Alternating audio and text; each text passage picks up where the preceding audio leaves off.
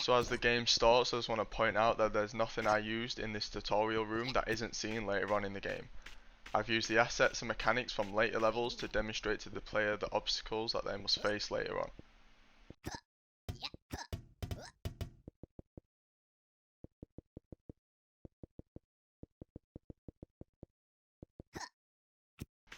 This level I am showing you now is my first puzzle room. Nothing too major, fairly straightforward. There are no big mechanical designs in this level, it's just a level using edge grab loops, where if the player were to fall, they would die to the lava and would have to revert back to the checkpoint at the start.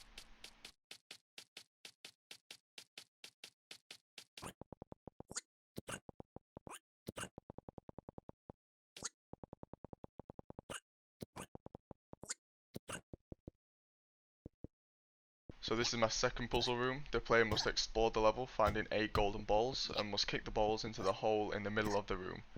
There's a counter on top of the hole that shows how many have been kicked in already. When all 8 of the balls have successfully been kicked in, the button, along with some particle effects, will spawn, which will allow the player to exit the level and move on to the next one.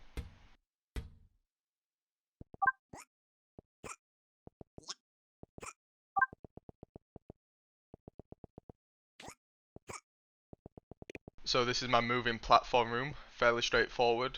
When the player steps onto the platform will move in a direction.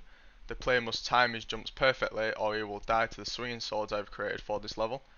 This works by using 2 collision boxes. When the player first steps onto the platform, the player will turn green and move in a direction, and when the player steps off, it'll turn red and revert back to its original state.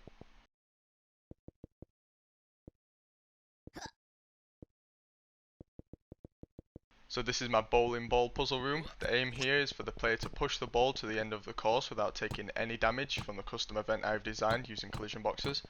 When the player stands still, the player will take slow tick damage, but when the player is full speed pushing the ball, the player will take no damage.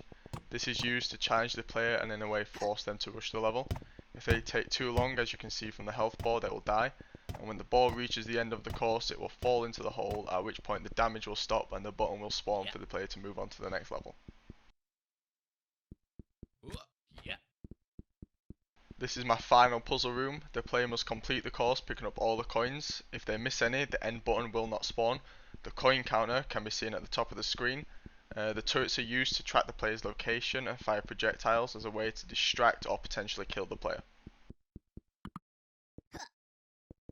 This is my final room. This is not a puzzle room, it's just used as a place to end the game. The player must kick a ball through a hoop that spawns a button. The button then opens the door. When the player interacts with the end, as you can see, the player dances and a particle system appear.